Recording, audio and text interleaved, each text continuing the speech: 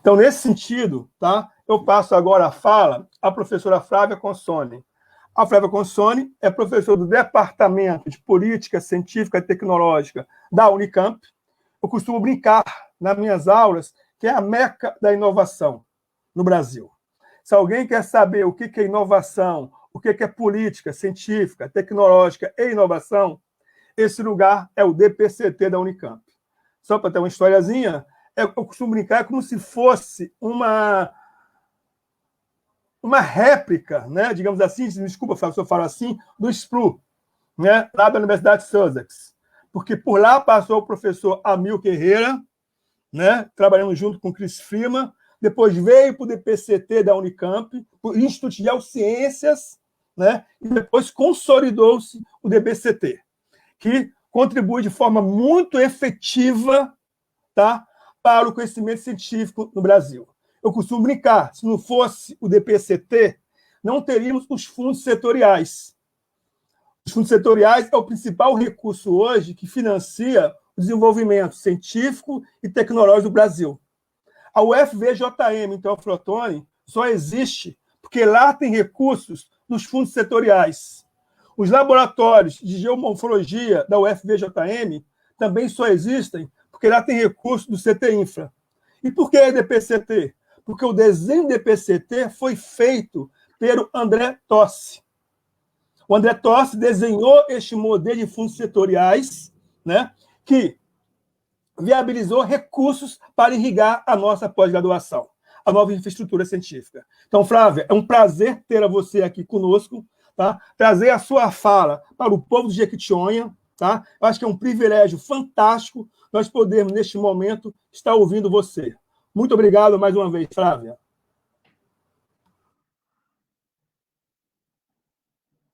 Vocês conversar um pouco sobre os trabalhos que a gente faz lá na Unicamp e a sua apresentação tão generosa com relação ao Instituto de Geociência, eu tendo... Bom, sou de lá do Instituto, mas eu corroboro as suas palavras e fico contente em ouvir falas anteriores valorizando o desenvolvimento de uma região quando ela se dá a partir do conhecimento, a partir da formação de mão de obra e visando sempre atividades de geração de valor, né, de maior valor agregado. Então, acho que a gente está em sintonia com relação a isso, Rossandro. Bom, aproveito também para dar, enfim, desejar boa noite para todos que estão nos ouvindo hoje, cumprimentar aqui os prefeitos que nos acompanham nessa live, né, prefeito Armando, prefeito Ademar, o deputado Jean Freire e a minha colega aqui, Maria Salum, né, ambas professoras aqui em universidades públicas, que tenham vida longa essas universidades públicas. Bem, entrando um pouquinho no objetivo, né, desse convite, por que eu estou aqui, né, e... Eu sou professora no Instituto de Geociências da Unicamp, né, a Rossandro já apresentou, e lidero já há alguns anos um grupo de pesquisa chamado LEVE, que é o Laboratório de Estudos do Veículo Elétrico.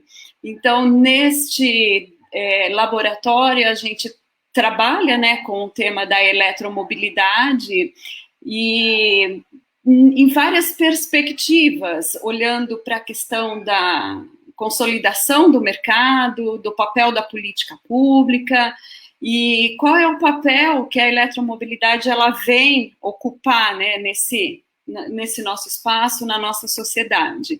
Então, como o veículo elétrico tem uma relação extremamente forte com o lítio, né, na verdade, o desempenho do veículo elétrico, a sua expansão no mercado está extremamente relacionado com a oferta do lítio, eu fui convidada para falar um pouquinho para vocês sobre o que esperar desse mercado, né?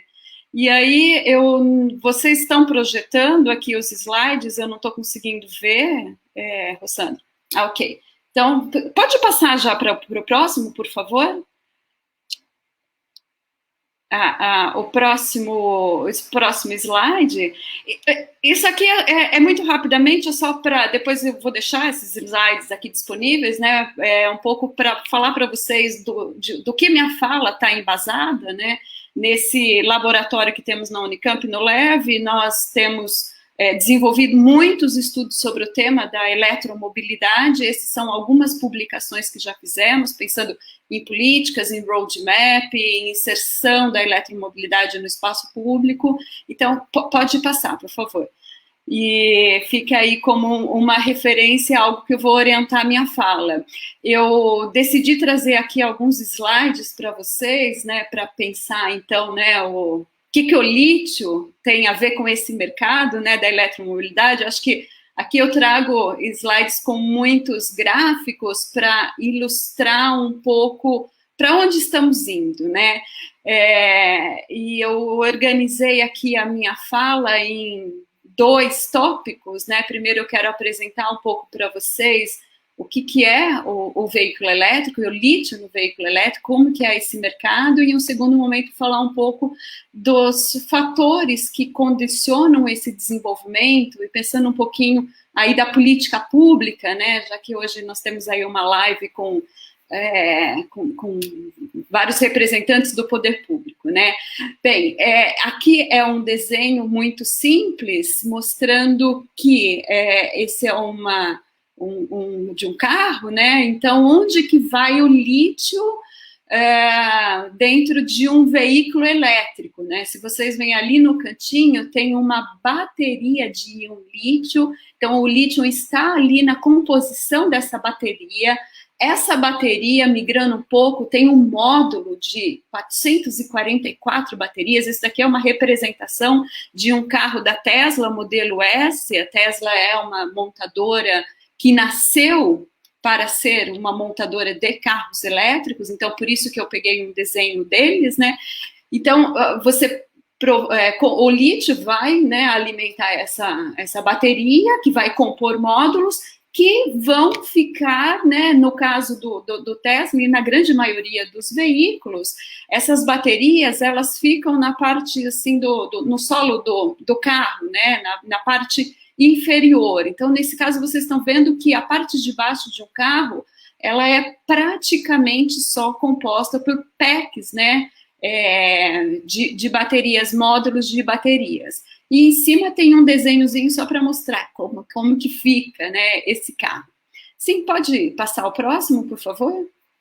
Aqui eu queria discutir um pouco para vocês sobre a questão do mercado de veículos elétricos. Né? A gente, no Brasil ainda, os carros elétricos, então vocês veem que a produção, né, a comercialização de carros elétricos tem uma demanda enorme para o consumo dessa riqueza mineral que é o lítio, e a expansão desse mercado significa cada vez termos mais uso de lítio, que também, além das baterias de carros elétricos, é aí largamente utilizada, né, em celular, tablets, computadores, enfim, mas o volume para um carro é muito maior.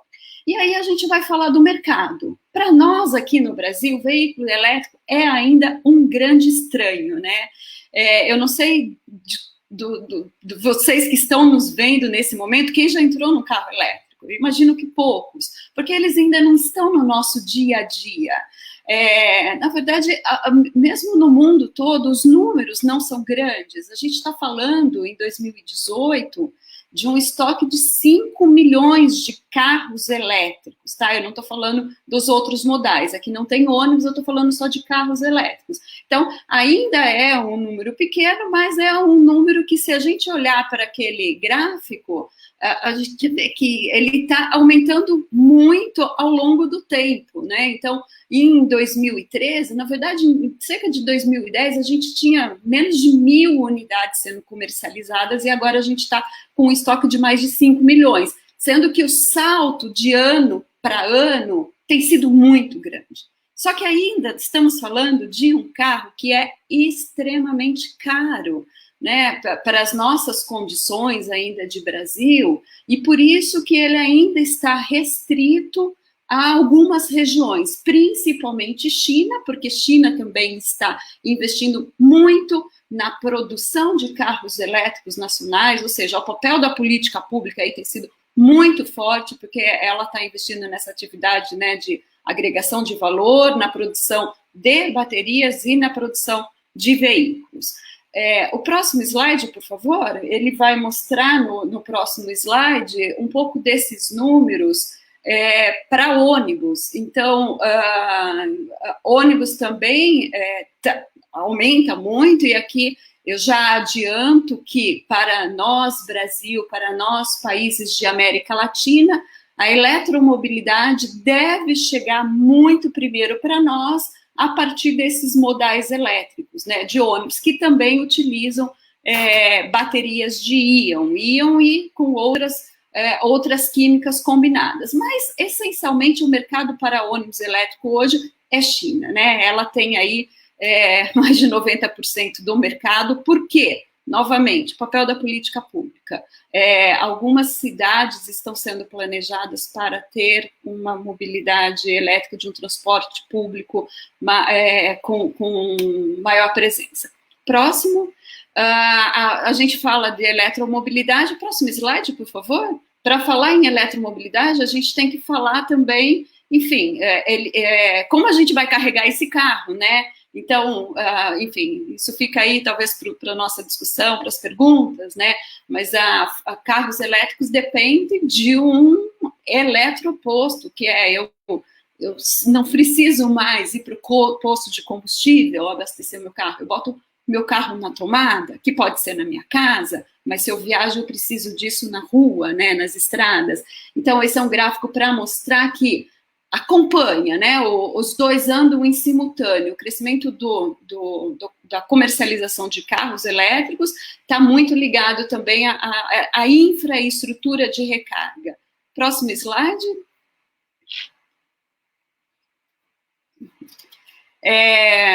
E aqui eu quero chamar um pouquinho para vocês uma questão, né? Custa caro, o carro custa caro, o ônibus também custa muito caro. Mas por que, então, que a gente tem essa tendência de falar de carros elétricos no mercado, né? O que puxa isso, né? Quais são os drives da gente produzir e comercializar carros elétricos? Bem, ele tem duas grandes vantagens, né? Que estão associadas com o fato de que um carro elétrico é zero emissão, um veículo elétrico é zero emissão, né? Então, acaba sendo um meio de transporte considerado limpo, porque ele não tem emissão de gases poluentes, e isso é importante por duas perspectivas. Uma delas, a questão da saúde pública. Os centros urbanos sofrem muito com problemas respiratórios e uma diversidade de problemas de saúde, de internações e de mortes que estão associadas com o quê? A concentração de poluentes, né? Material particulado que está muito atrelado aí ao funcionamento dos ônibus a diesel, né? Isso é um problema enorme para os centros urbanos, o que leva, então, a discutir essa substituição. E, por outro lado, por ser uma zero emissão, muitos países estão engajados com a inserção da eletromobilidade por conta de compromissos internacionais como uma forma de mitigar aí, efeitos da mudança climática e para alcançar também compromissos internacionais.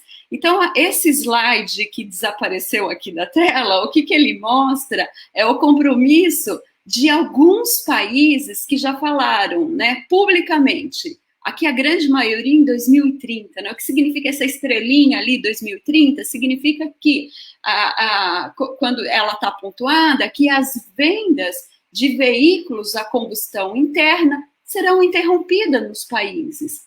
Bem, o que isso significa? Eu não vou mais comercializar um carro que se utiliza de diesel, né, de gasolina, enfim, de combustível fóssil.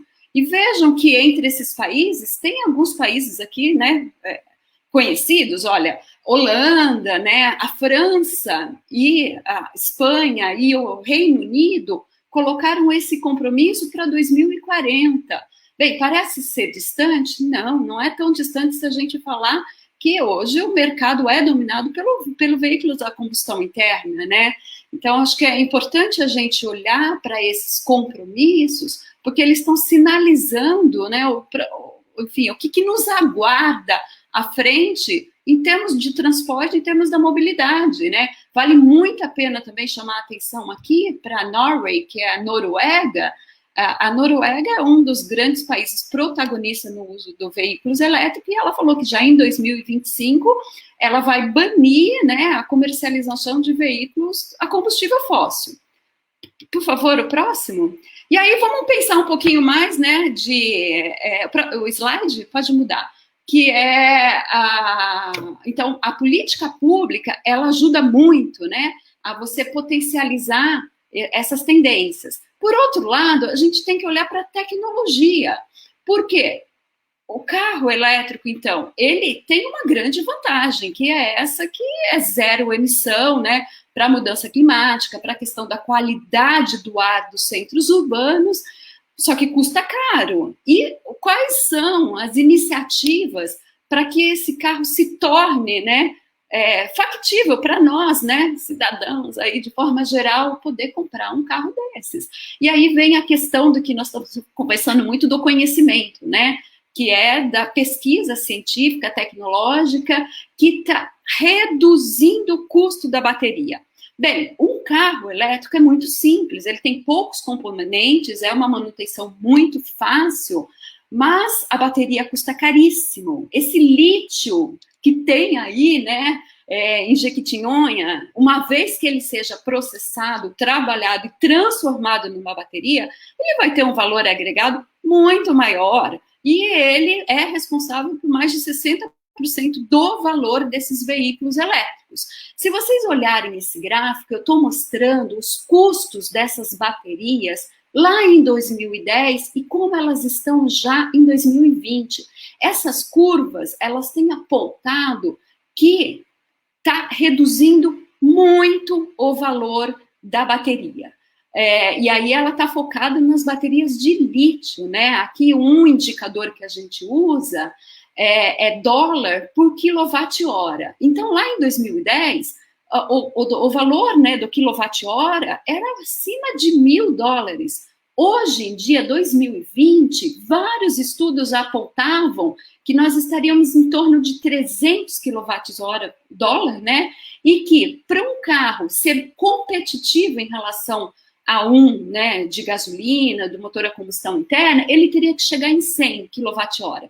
Há cerca de 10 dias, a Tesla lançou um vídeo em que ela falou: eu consegui chegar nesse valor. Então, o que significa que são essas perspectivas, né, esse avanço muito grande do desenvolvimento científico e tecnológico que está conseguindo aproximar mais, né, a partir da redução do custo da bateria de lítio, reduzindo o valor do veículo e trazendo isso muito mais próximo para o mercado consumidor. Próximo slide.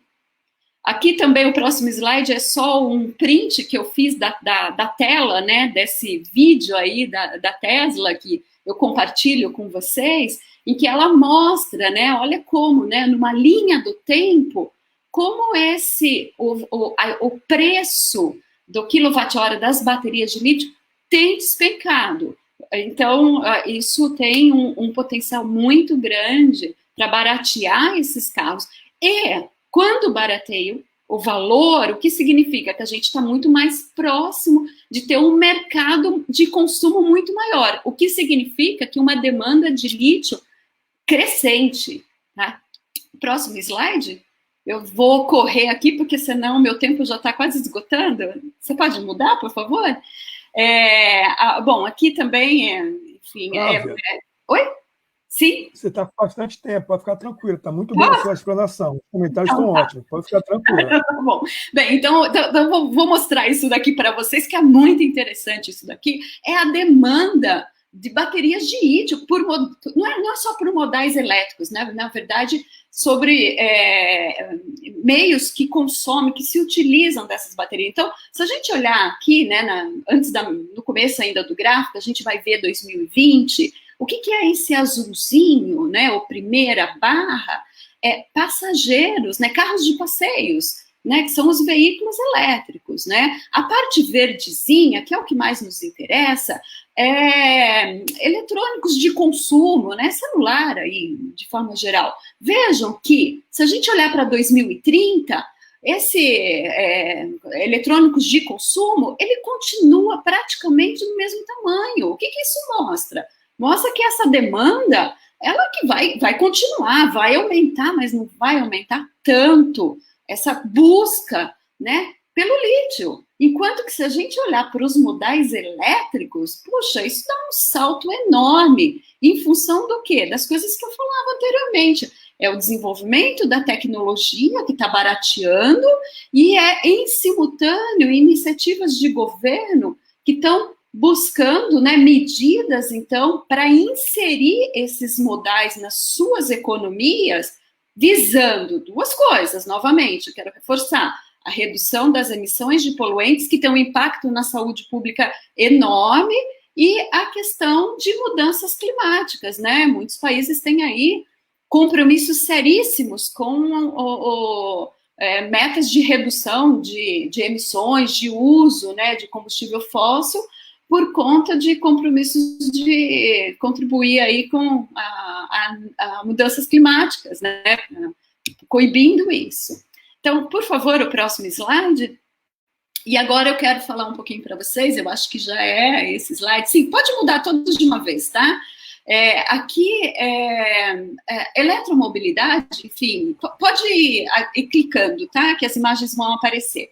Aqui eu queria mostrar para vocês que, bom, primeiro, veículo elétrico, eu não vou nem ter tempo para falar sobre isso, mas não é uma tecnologia nova, né? Ela existe há mais de 100 anos, mas ela ficou, né, parada lá no tempo, em torno de 1900, ela foi retomada nos anos 70 por conta da crise do petróleo, e quando ela foi retomada, vários países empreenderam esforços e um conjunto muito diversificado de ações, né, ações políticas, para desenvolver, então, a eletromobilidade. No Brasil, se a gente fizesse uma curvinha, nós íamos ver, o Brasil estava, nessa época, investindo no etanol, tá? Então, não vou ter tempo de falar no etanol, mas aqui eu valorizo demais essa nossa iniciativa. Se tiver tempo no debate, a gente fala sobre isso, porque eu acho que dá para a gente olhar para as duas coisas como uma grande contribuição, tá? A eletromobilidade não é excludente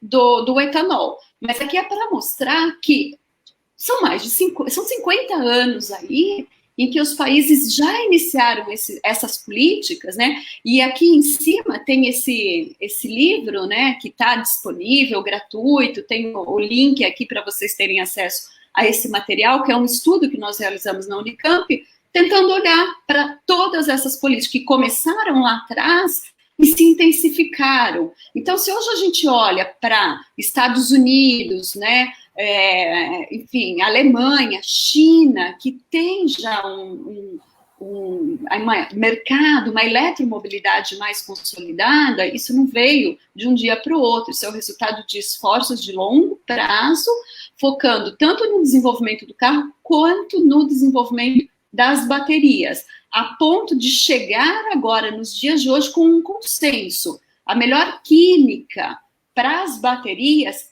é o lítio, combinado, né? Enfim, há aí uma série de combinações: óxido de lítio cobalto, lítio manganês, fosfato ferro-lítio, mas o lítio está presente, tá? As combinações são das mais variadas e outras químicas se mostraram não tão bem sucedidas. Próximo slide.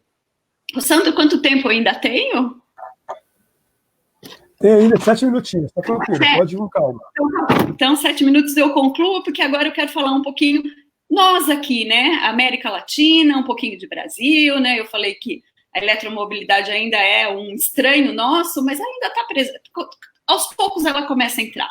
E eu quero fazer destaque a esses 4 países, porque, olha, que bonitinho, eles têm política nacional para a eletromobilidade.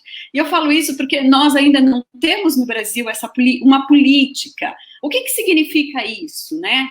É uma orientação nacional que, de certa forma, conduz, né? Como que o país vai se posicionar em relação ao tema da eletromobilidade, dos veículos elétricos, como eles vão ser inseridos. Então, pode mudar, por favor? O que esses 4 países aqui, nossos vizinhos, né? Chile, Costa Rica, Colômbia, Panamá, têm em comum nessas políticas da eletromobilidade é que, entre as várias abordagens que são feitas, e eu só quero chamar a atenção para uma delas, é a forma como eles contemplam transporte público, ônibus elétricos. Então, aqui o Chile, né? O Chile fala explicitamente que nas licitações do sistema de transporte público tem que ter modais elétricos, ônibus elétricos. Custa caro? Custa caro. Então, vamos pensar, até que não caia o preço, né, em formas de viabilizar isso. E o Chile está encontrando aí, tanto que hoje ele é o país na América Latina que tem a maior frota de ônibus elétricos, né? Já estão aí com mais de 200 ônibus elétricos. O próximo vai falar, pode mudar, é sobre a Colômbia, que também tem o seu Plano Nacional da Eletromobilidade e que ela contempla modais elétricos, e aqui são alguns exemplos, né, de ônibus incorporados nas suas maiores cidades, né? Então, Medellín, cidade de Cali, Bogotá, enfim, são números que são crescentes. Pode mudar, por favor? Agora você pode até mudar mais rápido, tá? Os slides, senão meu 7 minutos vai avançar. E aqui é só para falar um pouquinho sobre o Brasil, né? Pode mudar. A gente tem também iniciativas no Brasil, né, em torno da eletromobilidade. E aí acho que um ponto importante para reforçar para vocês. A gente não conhece muito, né, do funcionamento desses carros e principalmente como eles funcionam na nossa região, né, no nosso país tropical. Então, ter projetos demonstrativos significa ter base, né, instrumental aí para a gente realizar pesquisas, né, e conhecer o comportamento desses ônibus, comportamento da bateria, né, a bateria tem softwares que controlam, né, a gestão de energia, a densidade energética. Então, tudo isso envolve muita pesquisa. É uma atividade muito intensiva. Então, esses são alguns exemplos, algumas iniciativas, né? Itaipu mesmo é um caso muitíssimo interessante, que é o primeiro, porque eles têm, além de ônibus, eles têm carros, eles também, enfim, tem uma diversidade de modais. Pode ir, por favor? Tem um ônibus ali em cima, que é da Universidade Federal de Santa Catarina, que é um ônibus elétrico, então, que se alimenta de energia fotovoltaica, e isso vai, de certa forma, acontecer com esse ônibus que eu estou mostrando para vocês, super, super primeira mão, porque o ônibus ainda nem chegou na Unicamp. Esse é o nosso ônibus, vocês veem que não tem logotipo nenhum, né, porque ele ainda está, essa é a fábrica da BYD, que é essa empresa chinesa, que é localizada em Campinas, que produz ônibus elétricos com baterias de lítio, tá? E esse é um ônibus que foi comprado com recursos para pesquisas. Foi um projeto com a CPFL, né? Um projeto de P&D ANEEL, e esse ônibus vai servir para atender a comunidade do nosso campus ali, né? Vai rodar sem emissão, mas fundamentalmente vai servir para a gente fazer estudos dos mais variados. Aqui ao lado é uma foto tirada ontem, tá? Recentíssima, porque é onde o nosso eletroposto está sendo construído. E também será um ônibus que vai se alimentar de uma energia elétrica de fontes renováveis, né? A gente tem esse projeto Campus Sustentável na Unicamp, muito interessante, que está trazendo painéis fotovoltaicos, né? Então, energia solar, aí seria a melhor combinação possível, né? Porque o ônibus, ele vai se alimentar de uma energia limpa e também não vai gerar emissões. Então, enfim, é um cenário que seria algo muito desejável, né? Sim, o próximo... Aqui eu trouxe só fotos, tá? E aí eu já termino a minha fala, né? Eu acho que vale muito a pena a gente falar sobre isso. Isso é uma foto de São Paulo, né? São Paulo acabou de inserir ali 500, nossa, 500 é onde a gente espera chegar, né? 15 ônibus elétricos, né? Que estão se abastecendo também de energia solar fotovoltaica.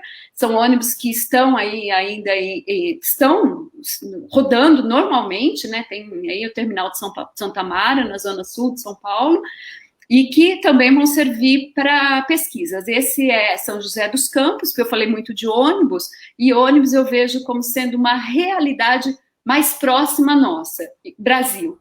Por quê? Porque ele tem enfim, os benefícios do ônibus vão ser muito mais coletivos, tá? Mas temos também algumas iniciativas com outros modais, né?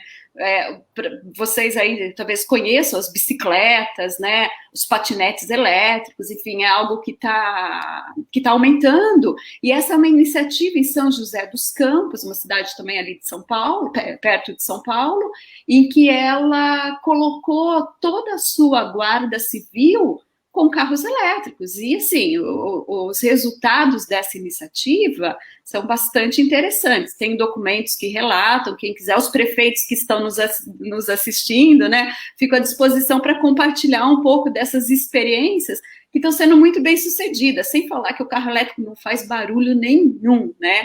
E aí, para a Guarda Civil, isso é ótimo. Isso também é uma outra iniciativa, que também é ótima, né? Porque é o do caminhão de coleta de resíduos, de lixo, esse é do Rio de Janeiro, mas, bom, você imagina um caminhão de lixo à noite, né? É um barulho que incomoda, né? Agora, se ele for elétrico, é super silencioso. Então, e o meu último slide, pode passar para o outro, o próximo slide também é uma iniciativa muito, outra ainda, que é muito interessante, que é esse é um projeto que está em curso, entre a Volkswagen, né, Volkswagen, diversos parceiros envolvidos, e para a parte de caminhões. E o que são esses caminhões? Eles são chamados de last mile, porque eles circulam nas cidades. Então, é assim, é a última entrega, né?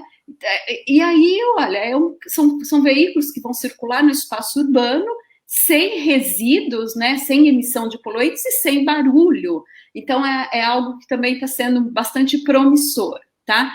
E aí, o último slide, só para finalizar, né, a minha fala, eu deixo aqui o meu e-mail, falei tudo muito, muito rápido para vocês, mas eu só queria, então, voltar ao ponto, né, o convite que me fizeram era, como que o Vale do Jequitinhonha, né, e toda a sua riqueza de lítio, né, quais seriam os mercados potenciais para isso? E eu tentei mostrar um pouco para vocês que esse tema, né, da eletromobilidade tá crescendo bastante, né? Esses modais estão se inserindo muito mais no mercado e isso certamente vai criar uma demanda ainda maior para esses recursos e que, claro, né, a fase seguinte é agregar valor para o tratamento do lítio, né? Então, agradeço novamente a oportunidade, tá, Sandro, para estar aqui com vocês, espero aí ter trazido um pouco de contribuição sobre esse tema. Fica aí meus agradecimentos. Muito obrigado. Acho que você deu a gente nos permite sonhar, né? Quando a gente vê carros de prefeitura movido, carros elétricos, né? Nos permite sonhar. E vou fazer uma fala aqui, mas antes vou fazer alguns comentários a partir de comentários que tem nas redes sociais, tá? O Daniel Souza. Professora Flávia explana muito bem a importância do lítio. E ainda, mas ressalta que a tendência é cada dia ser mais valorizado. Não podemos ficar fora dessa cadeia produtiva. Mesmo se a fábrica não vier, muita água ainda passará por baixo da ponte. E temos que já estarmos organizados e prontos para buscarmos a participação efetiva do Vale nos resultados dessa riqueza imensurável. Ora, Flávia, quando lá em 79, né, o Herrera fundou o Instituto de Geociências, em 79, ele não imaginaria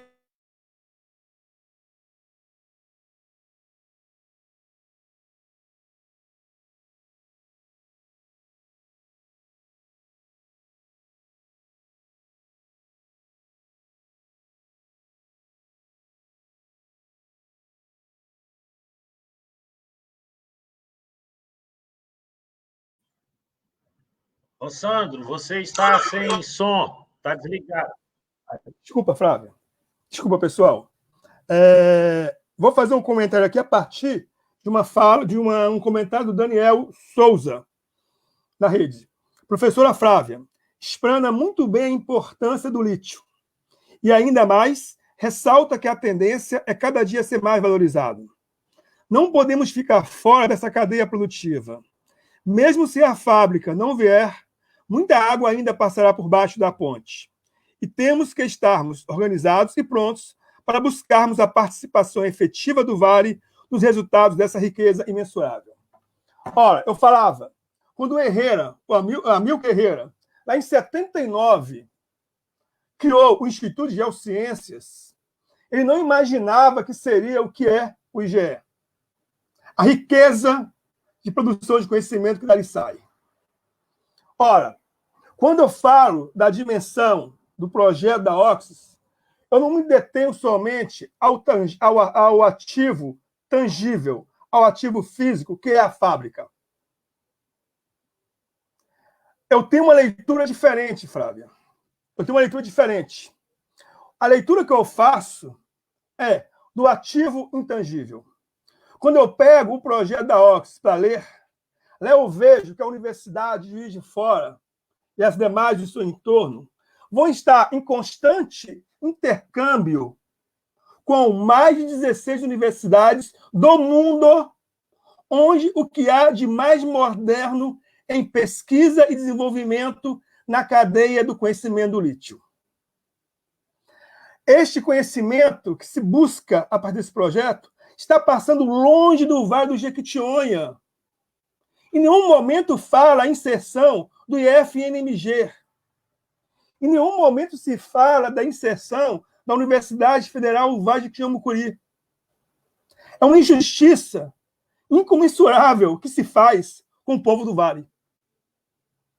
Isso eu falo porque eu falo isso. Quando se faz fluxo de conhecimento, o que seria, Flávia, o Instituto de Geociências? O que seria o DPCT? Se o doutorado da Areia Velho, lá em Sussex, com o Freeman? O que seria o DPCT da Unicamp sem a participação do Renato Dagnino, lá em Sussex? Quando eles retornam, o que eles trazem de conhecimento para a Unicamp? O que eles trazem de riqueza, de novo, para aquela região? O que está se fazendo é privar o Vale do Jequitinhonha de ter acesso a conhecimento. A quem interessa isso? Essa pergunta tem que ficar forte. A quem interessa privar o Vale do Jequitinhonha do acesso a esse conhecimento? Se ali no entorno do IFNMG você adensar o conhecimento, esta região muda. E essa pergunta, essa reflexão, esse comentário que o Daniel Souza faz, tem muito disso. Eu acho que as autoridades municipais, os deputados estaduais, os deputados federais, têm que ficar muito ligado, vou usar o termo assim, não só a dimensão tangível, a dimensão da fábrica, mas tudo que está por trás disso, o conhecimento que vai sair a partir daí, essa cadeia do conhecimento.